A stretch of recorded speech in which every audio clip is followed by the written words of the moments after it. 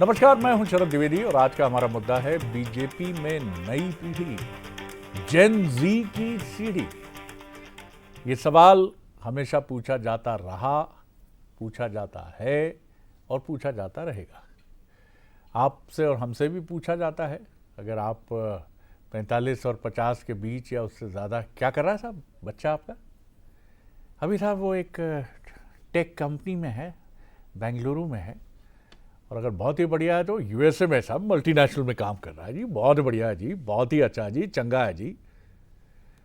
और ये पॉलिटिशियंस के साथ भी है, वो भी कहीं आसमान से उतरे हुए लोग नहीं हैं।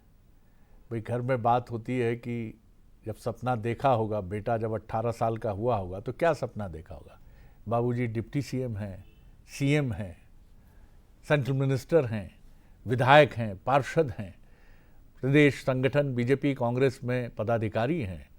हम इससे भी आगे जाएंगे, रास्ता हमारा भी ये होगा। अधिकतर बच्चे अपने पिता से इंस्पायर होते हैं और वो रास्ता चुनने की कोशिश करते हैं, और पिता कई बार ये भी सोचता है कि मेरे अनुभव का लाभ, फायदा मेरे बच्चे को मिल जाए तो क्या हर्ज है। लेकिन बीजेपी ने एक मुश्किल पैदा कर दी है, ऐसा तो मैं नहीं कहूँगा, लेकिन कांग्रेस की जो घेराबंदी उसने परिवारवाद के नाम पर की है, वो चुनौती उसके लिए जरूर बन गई है कि जब आप कांग्रेस में नेहरू गांधी परिवार की विरासत पर लगातार हमले करते हैं और ये कहते हैं कि इस पार्टी की कमान एक ही परिवार के हाथ में लगातार डिकेड से है, दशकों से है, तो आप अपनी पार्टी में कैसे मौके दें?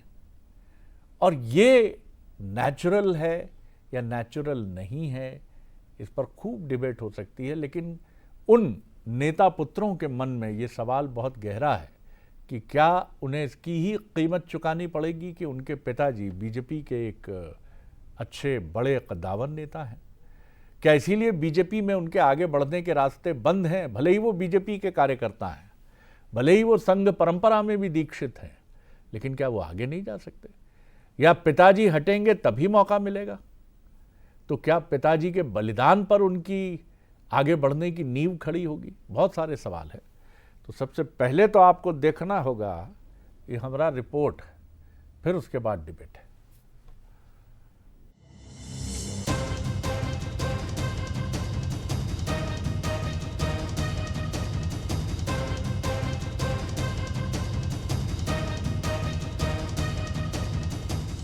ये सियासत के जेन जी हैं।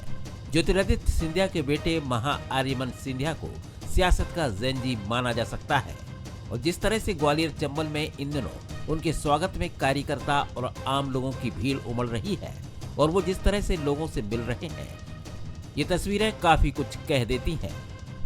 दुनिया भर में जब जेन जी का बोलबाला है तो सियासत इससे कैसे अछूती रह सकती है? ये जनता का प्यार है। मैं सबको बहुत बहुत धन्यवाद देना चाहूँगा, और जितना मैं उन लोगों के लिए कर सकूँ मैं करने की कोशिश में करूँ। महाआर्यमन सिंधिया ने बतौर जीडीसीए अध्यक्ष अपने सार्वजनिक जीवन की शुरुआत की है, लेकिन बीजेपी की जेन जी की फहरिस्त में वो अकेले नहीं हैं। ग्वालियर चंबल में ही विधानसभा अध्यक्ष नरेंद्र सिंह तोमर के बेटे देवेंद्र प्रताप तोमर उर्फ रामू भैया और तुष्मुल झा भी बीजेपी की नई पीढ़ी के तौर पर उभर रहे हैं। प्रदेश के बाकी हिस्सों की बात करें तो केंद्रीय मंत्री शिवराज सिंह चौहान के बेटे कार्तिकेय सिंह चौहान बुधनी में कार्यकर्ता के तौर पर अपनी प्रतिभा दिखा चुके हैं, तो वहीं बुंदेलखंड में गोपाल भार्गव के बेटे अभिषेक भार्गव अपनी शैली में बीजेपी की जेन जी पीढ़ी का चेहरा बनने की कोशिश में हैं।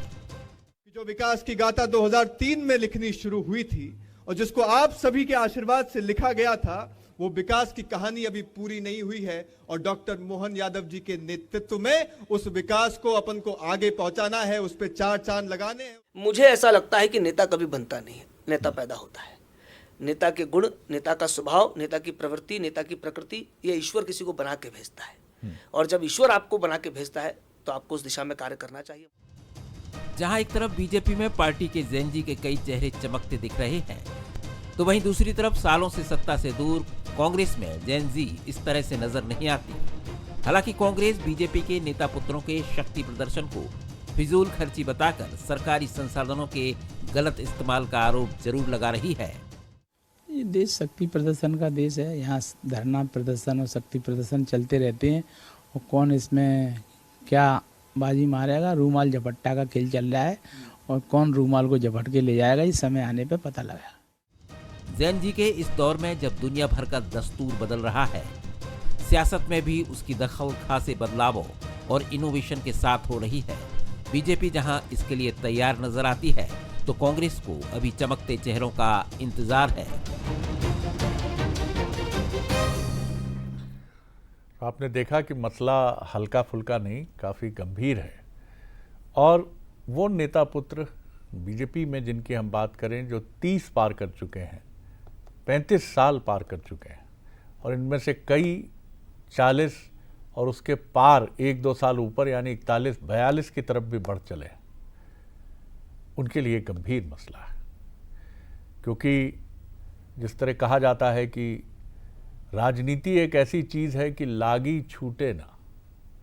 अब पिताजी को कैसे घर बिठा दें और उनकी जगह हम बागडोर संभाल लें, जबकि पिताजी अभी एक्टिव हैं, लोकप्रिय हैं, जनता के बीच में पकड़ है। हमारे सवाल देखिए, क्या सियासत में जेन जी की भूमिका को लेकर बीजेपी ज़्यादा उम्मीदवारों से लैस और तैयार नजर आती है?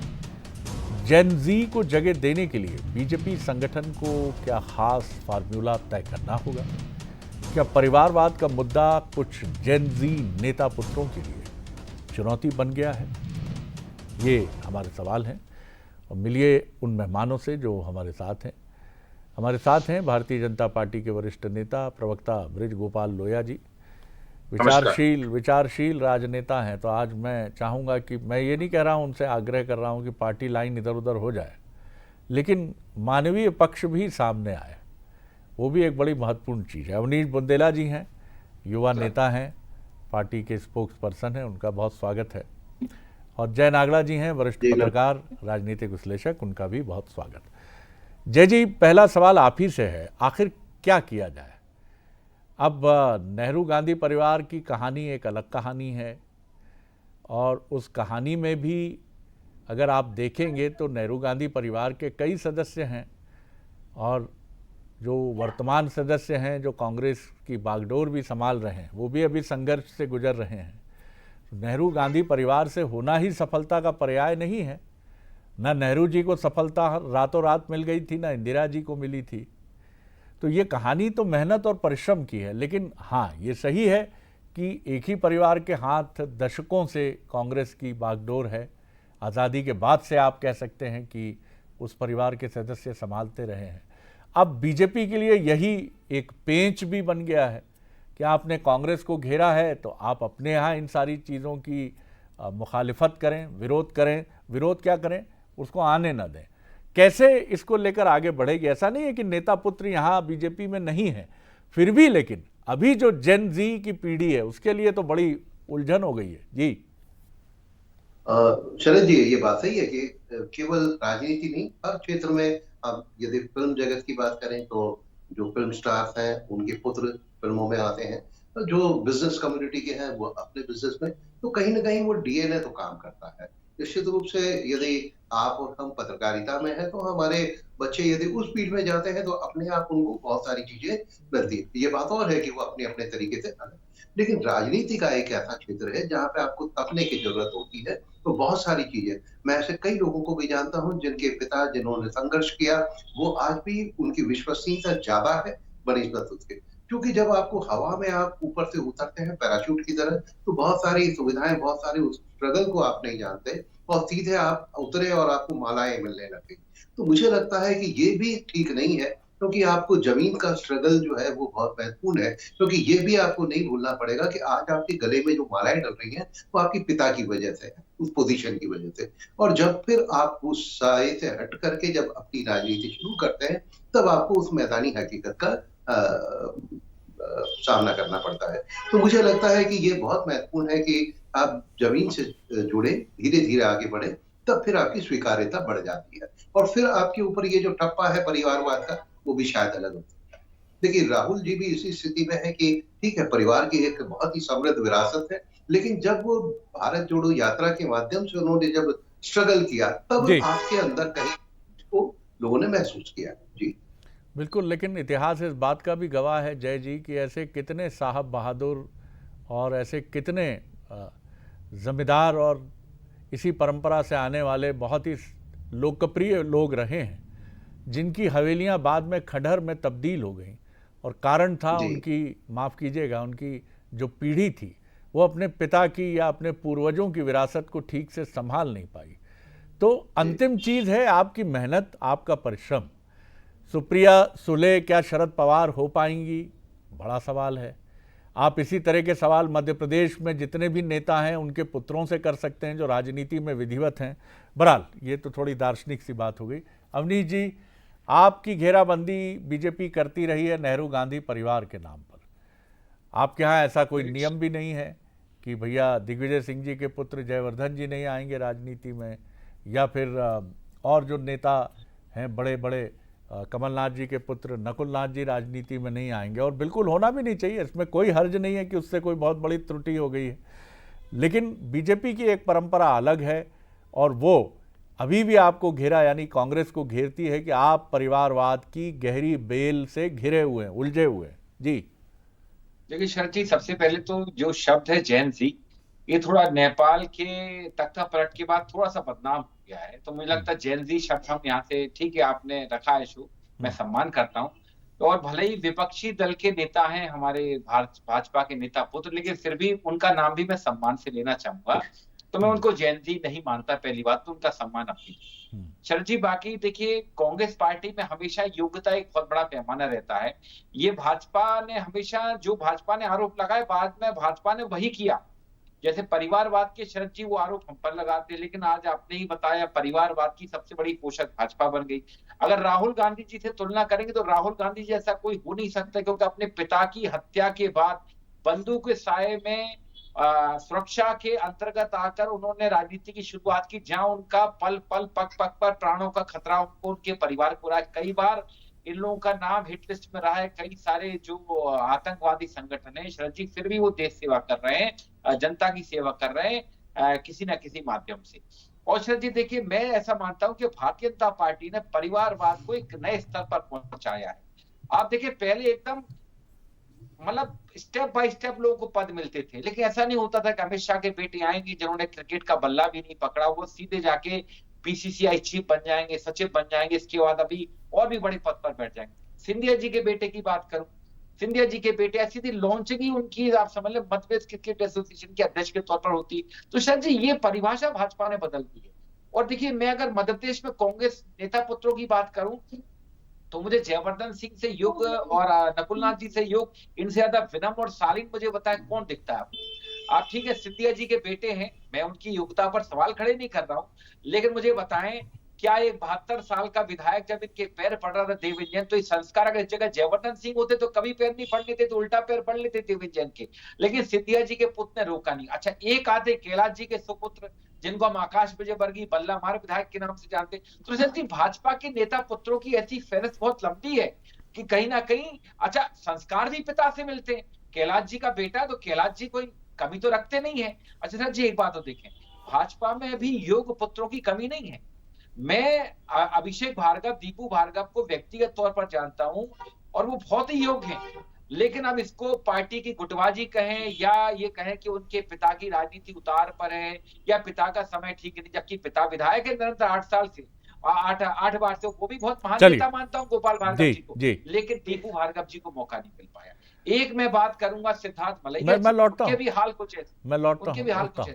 मतलब यहाँ भी शरद जी नेता पुत्र तभी भाजपा में आगे बढ़, मेरी आवाज पहुंच रही हो तो मैं आपसे आग्रह करूंगा कि मैं लौटता हूँ आपकी तरफ। जी सर, पारसी थिएटर से प्रभावित जब भारतीय सिनेमा आरंभ में था तो सोहराब मोदी का एक डायलॉग बड़ा चर्चित होता था, हमारा खून खून है, आपका खून पानी है, या हमारा खून पानी है, आपका खून खून है। नेता पुत्र तो नेता पुत्र हैं सर, दोनों तरफ, इधर भी और उधर भी।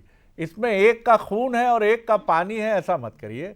दोनों तरफ उम्मीदें हैं, दोनों तरफ सपने हैं, दोनों तरफ आगे बढ़ने की ललक है। राजनीति की जो धारा है वो अपनी तरफ है। ये बात बिल्कुल सही है कि बहुत सारी परिस्थितियां भी कई बार होती हैं। अब ये कहा जाता है कि सोनिया जी कम से कम 4 घंटे रोती रही थी बंद कमरे में जब राजीव गांधी जी के राजनीति में प्रवेश की घोषणा इंदिरा जी के निधन के बाद हुई थी।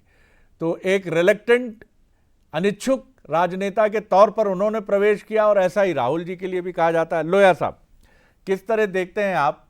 जी जी। शरद जी, मैं इसको बड़े अलग तरीके से देखता हूँ, और मेरा तो एक और इस बारे में सोचना है कि जैसे हम जैसे राजनीतिक कार्यकर्ता हैं जिनके पास भारतीय जनता पार्टी में कोई लेगेसी नहीं है और कार्यकर्ता के रूप में शामिल हुए थे और आज भी लगातार काम कर रहे हैं, मैं ये मानता हूं निजी तौर पर कि जिनके पास लेगेसी है उन पर अतिरिक्त चुनौतियां ज्यादा हैं। क्या बात? उन पर तो एक सबसे जी एक और उनके साथ समस्या है कि उनकी तुलना उनके पिता, भाई या जिसकी लेगेसी पर वो है उनके साथ भी होती है।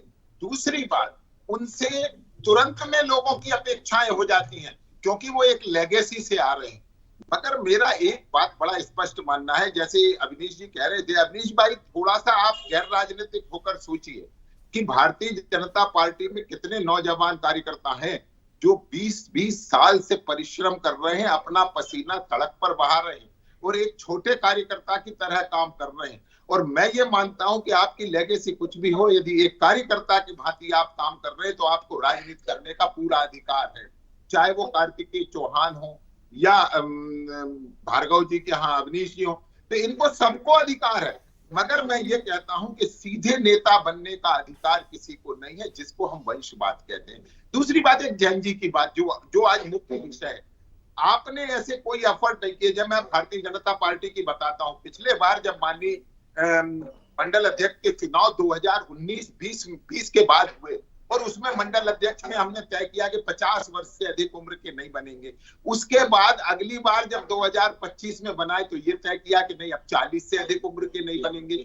जिला अध्यक्षों में प्रयास किया कि 50 से अधिक ना बने और हमें इसमें सफलता मिली कि आज हमारे 90-95% जो अध्यक्ष हैं वो बिल्कुल नौजवान है, चाहे जिले के अध्यक्ष हो चाहे मंडलों के अध्यक्ष। हमारा ये स्पष्ट मानना है कि जो जोशीला कार्यकर्ता है उसे काम करने का अवसर मिलना चाहिए, मगर उसके पीछे जो बुजुर्गों का मार्गदर्शन है वो साथ साथ चलना चाहिए। युवा जोश और हमारे सीनियर कार्यकर्ताओं का अनुभव, ये दोनों मिलकर हमें विचारधारा के रूप में भी मजबूत रखते हैं और हमारी कार्य प्रणाली को भी आगे रखते हैं। एक और बात कहता हूँ, छोटी सी है शरद जी, कि ये जैन जी के प्रयोग करते करते देखिए हम कितना डिजिटल हुए, किस तरह से हमने भारतीय जनता पार्टी को डिजिटलाइज करने का काम किया। तो ये जो हमारे काम है वो बहुत तेजी से बढ़े हैं और अगर वो बढ़े हैं तो उसमें हमारे ये जो जैन जी जिन्हें आप कह रहे हैं, हमारे नौजवान और ऊर्जावान जो कार्यकर्ता, उनका बहुत बड़ा योगदान। जी जी, लेकिन ये भी महत्वपूर्ण बात है कि किसी भी चीज़ का कोई तय फार्मूला नहीं है। पहले बुजुर्ग कहा करते थे अगर घर में कोई बिगड़ा हुआ बच्चा है कि शादी कर दो सब ठीक हो जाएगा, लेकिन आप सर्वे करके देख लीजिए, ये बात सही है कि ऐसा नहीं है कि उसके नतीजे अनुकूल नहीं होते, लेकिन सारे बिगड़े हुए लोग सुधर जाते हैं या वो बेचारी एक भोली भाली लड़की का भाग्य भी बिगाड़ देते हैं, क्षमा कीजिएगा, तो वो भी एक बड़ा सवाल है। तो कोई तय फार्मूला नहीं हो सकता इसके लिए कि आप इन्हीं को लेकर आइए तो यही सफल हो जाएंगे। ये प्रयोग खूब कांग्रेस ने भी किए, पढ़े लिखे युवाओं को खूब मौका दिया तो पता चला कि कुछ और चुनौतियां आ गई, तो बड़ी कहानी बड़ी पेचीदा हो जाती है। जय जी, मुझे एक बीजेपी के मैं नाम भी लेता हूं क्योंकि उन्होंने भी ऑन रिकॉर्ड ये बात कही, मुदित शेजवार जी, उन्होंने पॉडकास्ट में हमारे ये बात कही कि मुझसे कहा गया, क्योंकि वहाँ जिस तरह का पार्टी में एक फ्यूजन हुआ और कांग्रेस से आने वाले नेताओं का क्रम शुरू हुआ, तो एक कांग्रेस से आए कद्दावर नेता को जिम्मेदारी मिली जो कॉन्स्टिट्यूंसी होती थी, और मुझे ये संदेश भी मिला कि अब आप थोड़ा सा उधर थोड़ा सा मतलब समझ रहे हैं ना आप, मतलब अब आपको उधर मतलब ध्यान थोड़ा नहीं देना है तो ज़्यादा अच्छा होगा। उन्होंने कहा, ये सुनकर मैं स्तब्ध था, मैं उनकी बेबाकी को भी प्रणाम करूंगा। उन्होंने कहा मैं स्तब्ध था शरद जी, लेकिन बीजेपी की जैसी परंपरा है मैंने उसे मान्य किया। और उन्होंने कहा कि जब से चुनाव हुआ है यानी 2023 से लेकर अब तक, उन्होंने कहा मैं वहां नहीं गया हूं। तो ये चुनौतियां भी हैं एक ऐसे राजनेता, हालांकि वो बहुत अच्छा काम कर रहे हैं और बीजेपी संगठन, केंद्रीय संगठन के साथ मिलकर कई महत्वपूर्ण रणनीति बना रहे हैं जिनकी झलक हमने 2024 के लोकसभा में देखी। लेकिन ये दर्द भी है, इस दर्द को भी तो एड्रेस करना होगा जय जी। नहीं, ये बात सही है कि जहाँ पे आपके पिता यदि बड़े पद पे रहे हैं तो अपेक्षाएं भी उसी रूप में होती है और वो अपेक्षाएं होना गलत भी नहीं है। लेकिन कई बार वो, अब मैं यदि बात करूं कि नंद कुमार सिंह जी चौहान की बात करूं, उन मतलब भारतीय जनता पार्टी के प्रदेश अध्यक्ष रहे हैं, लोकसभा के 8 बार तक वो सांसद रहे, लेकिन जब उनके बेटे की स्थिति आई तो थोड़ा सा पार्टी का स्टैंड बदला। तो बाद में वो निर्दलीय भी लड़े और इस तरह की भी सारी चीजें सामने आई। तो ये भी होता है कि कई बार आप अपेक्षाएं होती हैं, लेकिन किन्हीं कारण से पार्टी उसे पूरी नहीं करती। लेकिन मुझे एक महत्वपूर्ण बात लगती है कि नई जनरेशन आती है तो नया बदलाव भी आना चाहिए, जो किस तरह से राजनीति में बदलाव लाते हैं। यदि क्योंकि जनता को तो अल्टीमेटली रिजल्ट मिलना चाहिए। ठीक है, टेक्नोलॉजी के साथ तो सारी चीजें बदलती हैं, समय के साथ सारी टेक्नोलॉजी हम हर क्षेत्र में बदल रही है। माफ कीजिएगा, मैं एक छोटा सप्लीमेंट्री रख रहा हूं। जैसे एक समय इलाहाबाद विश्वविद्यालय जो प्रयागराज है उसका जिक्र होता था, इसी तरह IITs का आज जिक्र होता है। आप अच्छे प्रोफेसर चुनिए तो स्टूडेंट तो आला दर्जे के निकलेंगे ही। आखिर कुशाभाऊ ठाकरे जी ने जिस पीढ़ी को मध्य प्रदेश में चुना, आज बीजेपी की वो सबसे ताकतवर पीढ़ी है। निश्चित रूप से वो सारी चीजें, तो मुझे लगता है कि राजनीति में जो पैराशूट वाली जो परंपरा है वो तो बिल्कुल बंद होनी चाहिए, किसी भी पार्टी की हो। जो जमीन से संघर्ष करके आता है, मैं यदि सुभाष यादव जी की बात करूं, आज भी निर्माण में यदि एक बड़ा उनका जो योगदान है वो उस तरह का है। लेकिन यही शिव कुमार सिंह जी या बीजेपी के मैं कई बड़े नेता नंद कुमार सिंह जी चौहान की भी बात करूं तो बहुत सारे लोगों को मैंने उस रूप में देखा। और ऐसा नहीं है कि जैन जी का ये प्रयोग कोई अभी हो रहा है। मुझे यदि हम पहले जाए तो विजय लक्ष्मी साधो जी के पिताजी सीताराम जी साधो राजनीति में सक्रिय थे, उसके बावजूद उनको ये डॉक्टर सिंह विजय लक्ष्मी जी को मौका दिया और फिर वो राजनीति में आए। तो युवाओं को मौके हर समय में मिलते रहे हैं और ये सारी चीजें होती रही है। लेकिन महत्वपूर्ण ये बात है कि युवा किस तरह का बदलाव लाते हैं, किस तरह से आज में रिजल्ट देते हैं, वो महत्वपूर्ण है। एक विरासत को आपने संभाल लिया तो मुझे लगता है कि आप अपने पारिवारिक विरासत को, लेकिन जनता में किस तरह का वैचारिक बदलाव आते हैं, राजनीति में किस तरह का बदलाव आते हैं, वो लोगों के बिल्कुल सही बात है कि उस बदलाव को कैसे लेते हैं। अवनीश जी क्या कहेंगे आप? जी देखिए सर, शरद जी, मैं जैसा पहले कहा, मैं फिर से एक ही बात कहूंगा कि महत्वपूर्ण, देखिए हमने कभी नहीं कहा कि ये कोई नेता पुत्र आते हैं तो गलत है, हमने कभी नहीं कहा। ये बेसिकली मुद्दा उठाने वाला सबसे पहले जो काम किया भाजपा ने काम किया, उनने परिवारवाद के मुद्दे पर हमेशा कांग्रेस को घेरा। और शरद जी, आज जो आपका विषय हकीकत बात है कि भारतीय जनता पार्टी खुद अपने बयानों में फंस रही है। आज आप बात करें, मैं सचिन पायलट जी की बात करूं तो सचिन पायलट जी कैसे राजनीति में, उनके पिता की अस्थमा मृत्यु हुई। जैसे आज देखें, आज एक बड़े नेता अजीत पवार जी प्लेन क्रैश में गुजर गए। शरद जी, तो हो सकता है कल उनका पुत्र या उनकी पुत्री राजनीति में है। तो जी ये एक अलग विषय है, मतलब साथ में इसमें योग्यता। जैसे आज देखें, राहुल गांधी जी ने, जैसे नागड़ा जी ने शुरुआत में कहा, भारत जोड़ो यात्रा के माध्यम से पूरा भारत नापा, और राहुल गांधी जी ने अपनी योग्यता साबित की। मैं तो ज्योतिरादित्य सिंधिया जी की भी तारीफ करता हूं, भले ही आज भारतीय जनता पार्टी में सिंधिया जी ने अपनी योग्यता साबित की, मतलब। लेकिन आप देखें, वहीं अगर आज बात करें किनकी, उनके पुत्र महाआर्यमन की, तो शरद जी उनकी अभी जो योग्यता है वो परखना बाकी है। और उसके बाद आप देखें, और जितने भी, मैं ये नहीं कह रहा हूं कि भाजपा के नेता पुत्र योग्य नहीं है, जैसे नरेंद्र सिंह तोमर जी के पुत्र योग्य हैं, लेकिन कहीं ना कहीं महाआर्यमन सिंधिया के आभा मंडल के सामने वो ग्वालियर क्षेत्र में चलिए नहीं, ऐसे तुलना करेंगे तो फिर कहीं राजनीति की गंध आती है अवनीश जी इसमें। लेकिन ये भी नहीं सर, राजनीति जी सर, मैंने तो जैन जी जैसे शब्द पर भी आपत्ति ली, ये भी कहा काहे को आपत्ति, काहे को अवनीश जी, काहे को आपत्ति। लेकिन मेरा निवेदन है, मेरा आग्रह है कि जैसे वो भले ही विपक्षी दल के, लोया जी वक्त कम है, लोया जी को सुन लेते हैं। जी बोलिए जल्दी से सर। नहीं, मेरा तो बहुत छोटा सा निवेदन है। अवनीश जी, बहुत लगातार भारतीय जनता पार्टी कांग्रेस में अगर हम इस पर आरोप ढोलने में लगेंगे तो वास्तविकता तक नहीं पहुंचेंगे। मैंने आपसे पहले भी कहा था, मैंने एक भी बार कांग्रेस का नाम नहीं लिया। हम वंशवाद तो उसे कहते हैं जहां जिस पद पर उसका पिता मुक्त हुआ है उसी पद पर बैठेगा, वो कार्यकर्ता की तरह कभी काम नहीं करेगा। और यदि महाआर्यमन सिंधिया हो या कोई भी हो, यदि वो एक कार्यकर्ता की भांति लगातार काम कर रहे हैं तो उन्हें भी पूरा अधिकार है। एक बात और कहता हूं, जब अवनीश जी आप लोग राजनीतिक चर्चा करते हैं तो भूल जाते हैं। अभी आपने कहा था कि जय शाह सीधे सीधे बन गए। मैं पहले चक्र में कहना नहीं चाहता था कि उन्होंने बल्ला नहीं पकड़ा, मगर आप मुझे बताइए इसके पुराने अध्यक्ष कौन रहे? आदरणीय शरद पवार साहब, आदरणीय जगमोहन डालमिया जी, और इसके अध्यक्ष आपके यहाँ इसके राजीव शुक्ला रहे, आईपीएल कमेटी के अध्यक्ष। मैं आपसे ये कहना चाहता हूं कि किसी को लीड करना बिल्कुल अलग बात है, लीडरशिप एक गुण है। और जय नगाड़ा, चलिए अब वक्त हो गया है, वक्त हो गया है। लीडरशिप एक गुण है, उसको विकसित करना पड़ता है। जी, महत्वपूर्ण बात यही है कि प्रतिभा तो प्रमाणित करनी ही पड़ेगी। राहुल गांधी आते ही किसी बड़े पद पर नहीं बैठ गए हैं और नियति ने और जीवन के संघर्ष ने उन्हें ये खूब समझाया है कि ये फूलों की सेज नहीं है। राहुल जी, आपको समझना होगा, लड़ना होगा, संगठनात्मक सुधार करते हुए कांग्रेस को वहाँ खड़ा करना होगा जहाँ इंदिरा जी और आपके दादाजी जवाहरलाल नेहरू ने कांग्रेस को खड़ा किया था। इसके बिना सफलता नहीं है। ये मैसेज बहुत साफ है हर जेन जी के लिए, चाहे वो लीडिंग डॉक्टर का बेटा हो, अमिताभ बच्चन के पुत्र अभिषेक जी हों, या सचिन तेंदुलकर के पुत्र अर्जुन तेंदुलकर हों, या फिर मध्य प्रदेश के बीजेपी और कांग्रेस के नेता पुत्र हों। आप लड़ेंगे, आप एक बार सफल हो सकते हैं या कराए जा सकते हैं सफल। जैसे डोनेशन देकर किसी सबसे बड़े कॉलेज में एडमिशन करा दिया, लेकिन उससे आप शहर के सबसे नामचीन या देश के सबसे नामचीन सर्जन हो जाएंगे, सबसे बड़े प्लेयर हो जाएंगे किसी क्रिकेट एकेडमी में एडमिशन लेकर, तो माफ कीजिएगा भाई साहब, जिंदगी की धूल ही बताती है पालनों की उम्रों से अब हमें निकलने दें, खाक में लथड़ने दें, पांव पांव चलने दें। तो नेताजी लोगों, आपको अपने पुत्रों को खाक में लथड़ने देना है, पांव पांव चलने देना है, तभी जिंदगी उन्हें सिखाएगी। धूप में निकलो, घटाओं में नहा कर देखो, जिंदगी क्या है किताबों को हटा कर देखो। बहुत शुक्रिया आप तीनों मेहमानों का, बड़ी शालीनता ने आपने इस बहस को आगे बढ़ाया। नमस्कार।